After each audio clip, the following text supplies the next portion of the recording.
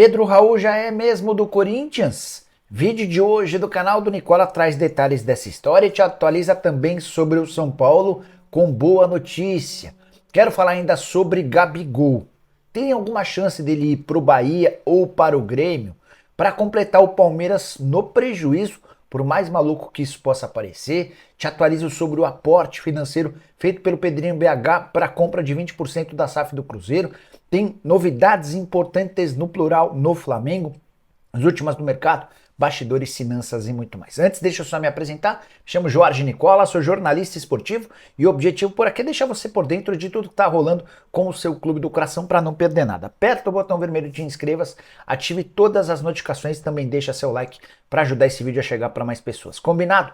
Bora contar também que todo esse conteúdo é um oferecimento de Aposta Ganha, o site de apostas esportivas que te dá R$ 5 para você fazer a primeira aposta. Para participar é só clicar no link que está no comentário fixo, faça o cadastro, automaticamente R$ 5 são por conta da casa. Estou colocando na tela jogos dessa quarta-feira no Campeonato Paulista com os meus palpites para te ajudar a se consagrar. Tem Palmeiras e Inter de Limeira. Para mim o Palmeiras é muito favorito. Tem também Ituano e Corinthians, estou imaginando empate em Itu. Para completar minha portuguesa contra o Red Bull Bragantino, confesso que vou fazer essa fezinha com um pouquinho de coração, imaginando a vitória da Lusa com cotação de R$ 4,15. Quer se divertir comigo na aposta ganha simples? Clica no link que está no comentário fixo, faz seu cadastro, automaticamente R$ 5 são por conta da aposta ganha. Não vai perder essa chance, combinado? Bora começar o vídeo com aquele tradicional giro de notícias e a primeira informação é sobre Lucas Aruba. Atacante, cria da base do Bahia, só 19 anos de idade, chegou a fazer gol no empate em 3-3 do Bahia contra o Atlético da Bahia, pelo Campeonato Baiano. Esse menino tem contrato com o Bahia somente até o dia 31 desse mês e já está certo que não vai haver renovação de contrato. Portanto, se o seu clube precisa de um atacante, que pode ser atacante de lado de campo, centroavante, essa pode ser uma alternativa.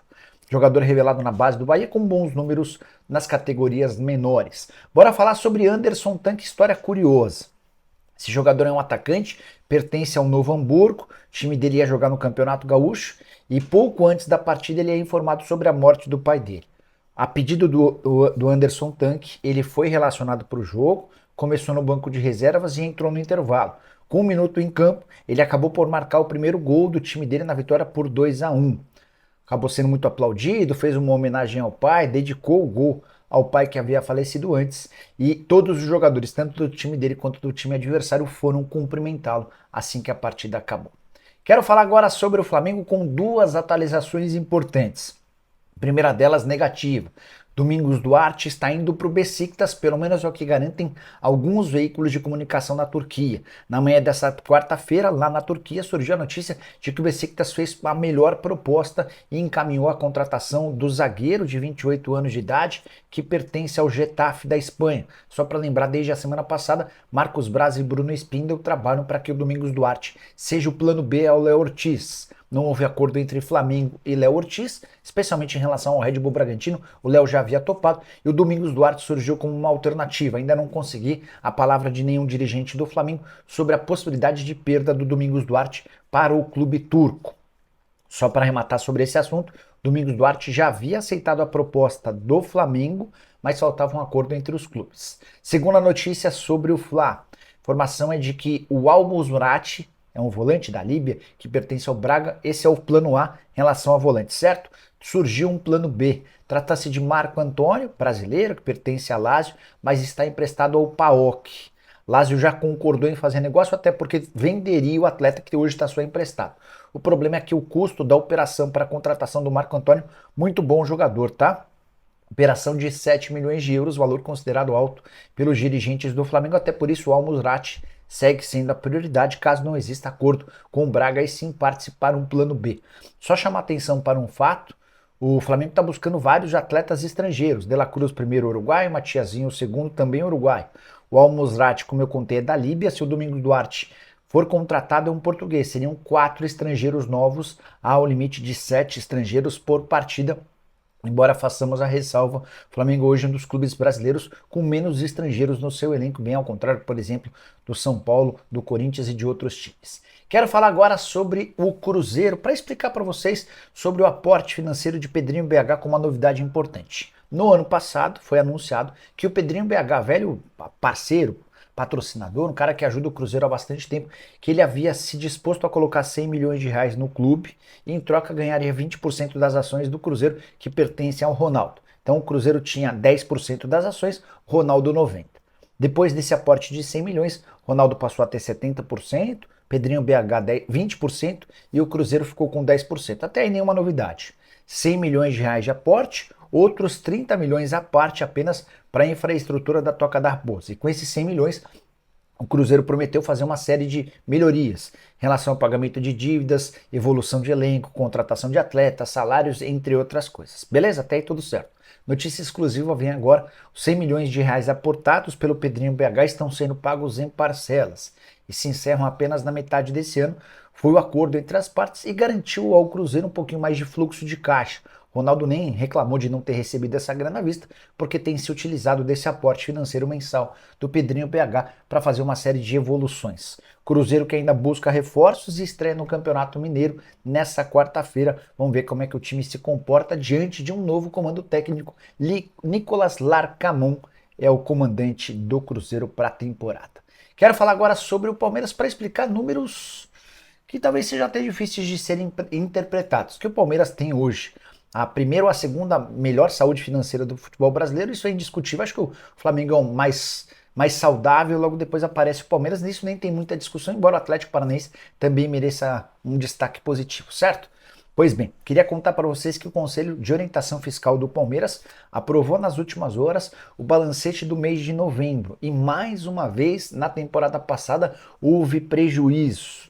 No mês de novembro, o déficit foi de 12 milhões e 400 mil. E no acumulado dos 11 primeiros meses do ano passado, o Palmeiras havia fechado com 19 milhões no vermelho, ou seja, gastou 19 milhões a mais do que arrecadou. Ainda assim, só é importante fazer a ressalva de que a estimativa, de que com as entradas de receita de dezembro, o Palmeiras feche 2023 com um superávit, ou seja, com um lucro de 13 milhões e 600 mil reais. Em dezembro, uma série de receitas entraram, entre elas cotas de televisão e o prêmio pelo título do Campeonato Brasileiro, que serviu para dar uma renovada e uma reforçada em relação a esses números que foram ruins.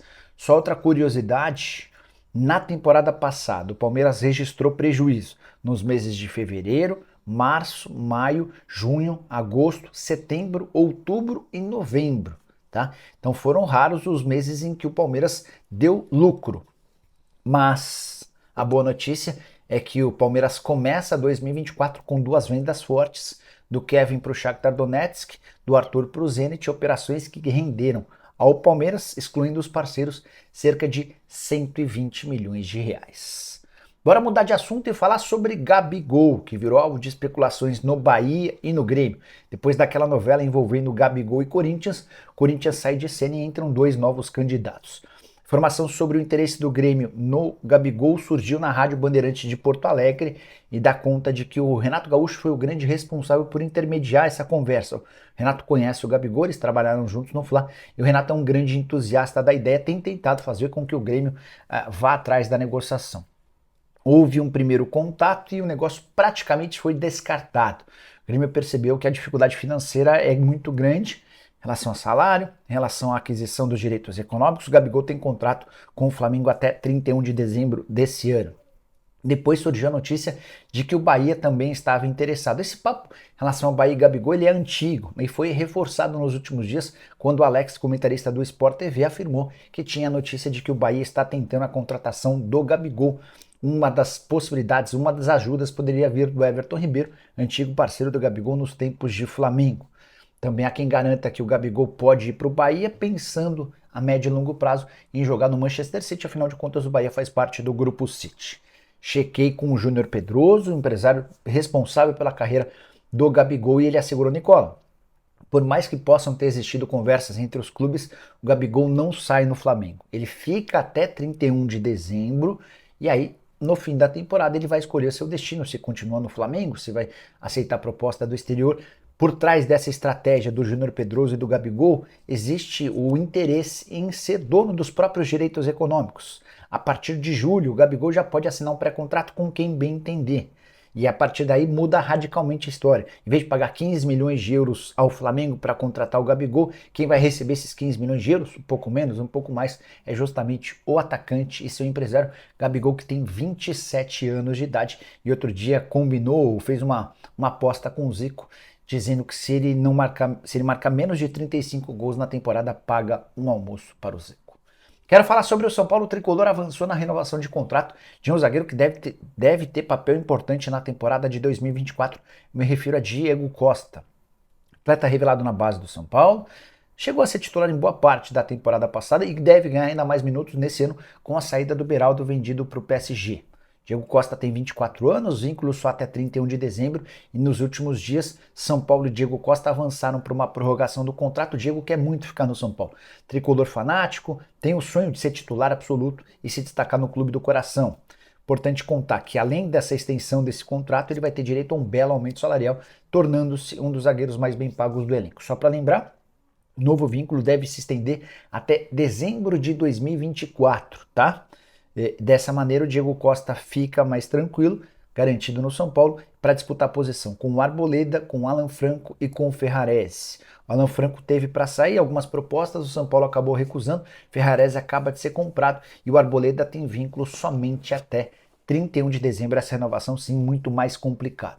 Desde que foi profissionalizado em 2019, o Diego Costa disputou 133 partidas com os 5 gols marcados. Quero saber a sua opinião.